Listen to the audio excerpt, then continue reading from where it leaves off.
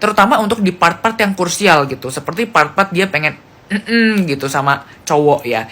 Dan kita harus ingat kalau posisi dia tuh di sini adalah sebagai bos gitu ya. Lu bayangin sebagai bos bisa sampai chat seperti itu kepada anak buah sendiri tuh gimana ya? Hola netizen yang tercinta, sosok Danang Zhou tiba-tiba viral di media sosial setelah berseteru dengan tiktoker Reizuka Ari dan saling tuding sesama konten kreator. Perseteruan Danang Zhou dengan Reizuka Ari juga terjadi secara dingin di akun media sosialnya masing-masing, mulai dari Instagram hingga TikTok. Aksi saling tuding ini semakin viral ketika beberapa akun besar di X juga turut membagikan perselisihan antara Danang Zhou dan Reizuka Ari. Hal tersebut direspon netizen yang budiman dengan berbagai komentar miring, yang salah satunya tidak mau menonton kedua konten kreator tersebut di TikTok. Ceritanya berawal sejak Maret 2023 ketika Danang Zhou bergabung dalam perusahaan Reizuka Ari dan menjadi host live di akun Reizuka Ari. Namun seiring berjalannya waktu, berbagai kejanggalan dirasakan oleh Danang hingga memicu perselisihan antara mereka berdua. Hingga pada akhir November 2023, Reizuka Ari menyatakan ke publik bahwa Danang sudah tidak lagi bekerja sama dengannya. Alasan keluarnya Danang disebabkan oleh sebuah dugaan kasus penipuan dan membawa kabur sejumlah uang. Sontak, pernyataan itu dibantah oleh Danang Zhou melalui statement yang dilemparkannya melalui TikTok dan Instastory @DanangZhou. Danang menyebut jika alasan dirinya keluar dari pekerjaan karena Reizuka Ari melakukan hal-hal di luar kewajaran sebagai laki-laki. Rey, rungokno. Kamu itu laki-laki dewasa loh. Kamu pasti tahu sama duniamu sendiri itu seperti apa.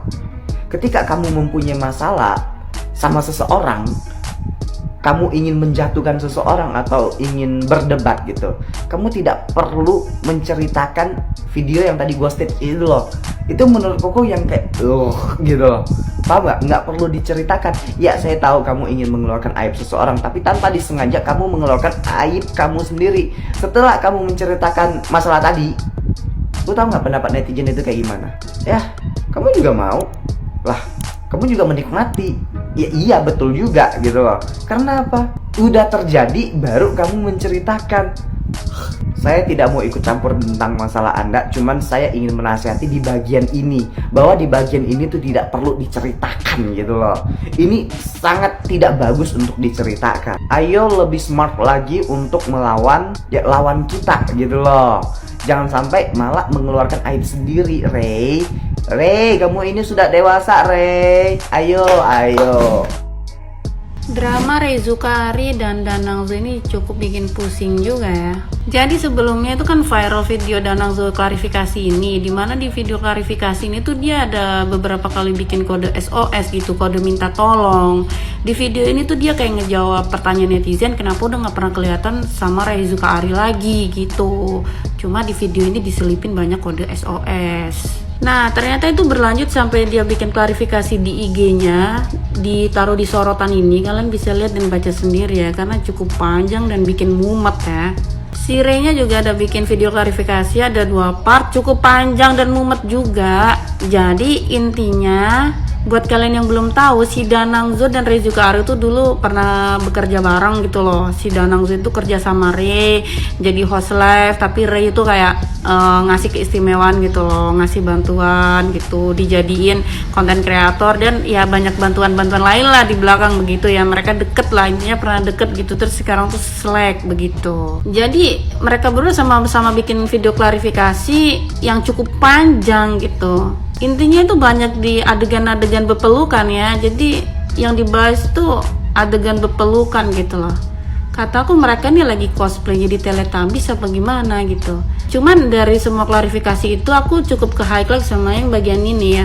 Jadi menurut Danang, karena mereka itu udah gak berhubungan baik, si Reizuka Ari itu nyuruh Bu Kos buat naikin harga kosan gitu loh, supaya si Danang gak betah lah atau apalah gitu. Tapi di videonya Rey bilang bahwa sebenarnya kosan itu memang harganya itu awalnya kan 2 juta, cuma dinego sama dia jadi 1,7.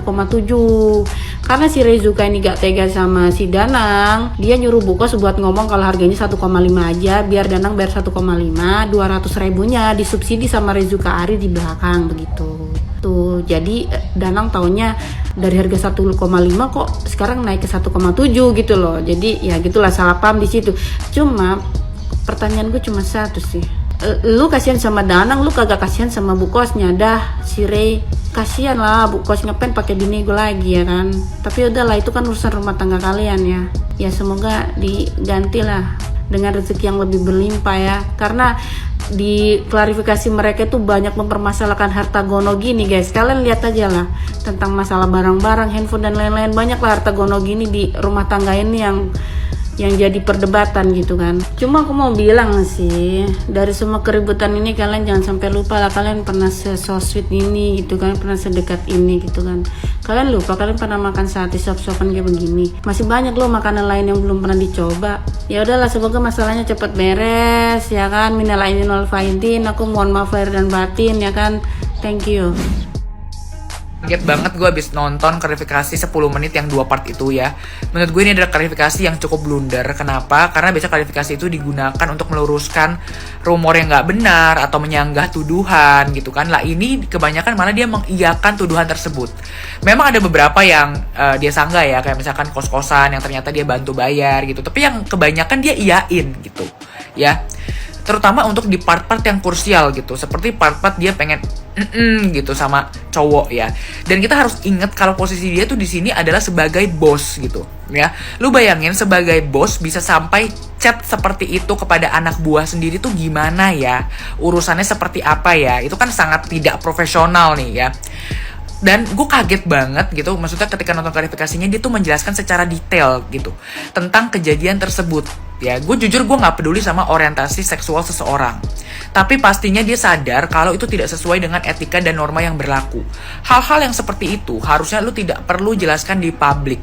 Kalau emang lu pengen menjelaskan dari sisi lu gitu ya, mungkin cukup bilang kalau dari pihak lu itu melihat ada indikasi mau sama mau. Yang meskipun sebenarnya secara profesional itu nggak banget gitu, karena ya lu bosnya gitu kan. Ya sebagai bos gimana sih untuk ngomong seperti itu sama anak buah sendiri gitu ya. Jadi ini tuh jatuhnya blunder banget menurut gue, dan jatuhnya malah mengumbar aib pribadi, menguap aib sendiri gitu. Padahal tadi nggak ada yang tahu, sekarang jadi semua orang tahu. By the way, di sini ada yang pusing juga nggak sih kayak gue gitu kan. Jadi gue mengikuti drama ini yang lagi happening banget gitu kan, antara D yang sempat bekerja dengan R. Dari versinya D, dia itu kayak seakan-akan nggak tenang banget kerja di situ. Terus abis itu juga kayak dimanfaatin, terus juga kayak pokoknya bersih begitulah ya dia. Terus ditambah lagi juga kayak ada dukun-dukunan gitu kan dari versinya si D. Terus abis itu versinya si R, dia bilang kalau misalnya ya kan lu juga mau, lu juga tuh yang melakukan hal 18 plus ke gue tanpa gue maksa. Terus juga soal bertemu dengan temen dan juga sarkas-sarkas kayak gitu. Terus abis itu si D juga kayak ngerasa seneng gitu kan ada di circle itu. Tapi si D bilang kalau misalnya dia tuh kayak tertekan ada di circle itu. Sedangkan versinya si R itu kayak bukan dukun, tapi cuman orang pinter doang yang punya kekuatan dari Tuhan begitu. Makin plot twist lagi karena katanya itu tuh ngelakuin mau sama mau. Terus juga yang melakukan itu duluan adalah si D, bukan R. Dari kasus ini menurut gue kayak bener kata orang-orang gitu ya, jangan menyangkut pautkan antara pekerjaan dengan cinta. Ya emang bener sih yang namanya cinta gitu kan tidak bisa dipaksakan gitu kan. Siapa tahu lo cinta terhadap bawahan lo ya udah gitu. Cuman kalau misalnya ternyata udah kayak gini, ini kasusnya kayak kemana-mana gitu loh. Dari dua versi kelihatan banget bertolak belakangnya. Ditambah lagi dua-duanya juga jago ngomong gitu kan. Ya menurut gue kayak ujung-ujungnya muter-muter di situ aja sih ya. Kasus ini benar-benar menunjukkan kalau misalnya setiap kasus gitu ya, setiap case, setiap drama itu tuh pasti selalu ada dua sisi dan juga dua point of view. Tapi ya kalau misalnya gue boleh beropini gitu kan, ini tuh menurut gue ujung-ujungnya ya udah cuma percintaan yang berakhir dengan tidak baik begitu. By the way, gimana tanggapan kalian? Silahkan tulis di kolom komentar ya mengenai drama ini, karena kayak lumayan seru. Gue tuh punya top 3 hikmah yang bisa diambil dari drama antara Danang dan Ray. Hikmah yang pertama, jangan sampai lo tuh punya utang sama orang lain. Ini utang bukan persoalan duit aja ya, tapi juga jasa, kebaikan, barang. Karena kalau kita ingat-ingat, di dalam keluarga aja itu masih banyak kan yang mengungkit-ungkit untuk kebaikan atau jasa itu tuh dibales. Ini apalagi sama orang lain, mohon maaf, kagak ada urusan darah begitu ya. Ya ada baiknya ketika kita sudah dibantu sama orang lain, kita jangan sampai lupa kebaikan tersebut. Karena di luar sana itu ada beberapa orang yang setelah memberikan kebaikan terhadap orang lain, mereka mengharapkan balasan budi. takutnya lu ketemu sama orang yang rada jahat ya. Ketika lu kagak bisa membalaskan budi mereka, itu akhirnya digunakan untuk ajang balas dendam atau pengancaman terhadap elu, seperti yang baru aja terjadi. Ya termasuk ketika lu tuh bisa bantu orang lain atau memberikan kebaikan terhadap orang lain, ada baiknya nggak usah mengharapkan balas budi, karena nggak semua orang itu mampu untuk membalaskan budi ke elu gitu ya. Pokoknya paham lah ya. Dan hikmah yang kedua adalah karma is real. Kalau kalian perhatiin kata-kata di klarifikasinya Danang yang dipost di IG dan TikTok, itu tuh kurang lebih hampir mirip kata-katanya dengan klarifikasinya Ray 1 tahun lalu ketika membahas masalah dengan Bella ya. Kalian bisa searching, itu tuh bagian belakang dan juga sebenarnya hampir semua itu tuh mirip guys kalau kalian perhatiin. Dan kalau diinget-inget dulu kan lebih banyak orang-orang yang percaya sama Ray, sedangkan sekarang yang terjadi sama Bella itu terjadi sama Ray sendiri gitu ya. Mohon maaf, ini bukan persoalan siapa yang benar siapa yang salah ya, tapi ya netizen kan lebih pintar daripada dulu gitu loh. Dan hikmah yang ketiga adalah jejak digital itu abadi ya. Kalau lo nggak mau ngalamin seperti apa yang Ray alamin ketika video udah dihapus, tapi di sana sini masih banyak banget video dia yang ngomong I'm fucking too ready to itu, ya lo harus hati-hati menggunakan media sosial dan memilih kata-kata yang lo gunakan di media sosial gitu pokoknya. Oke?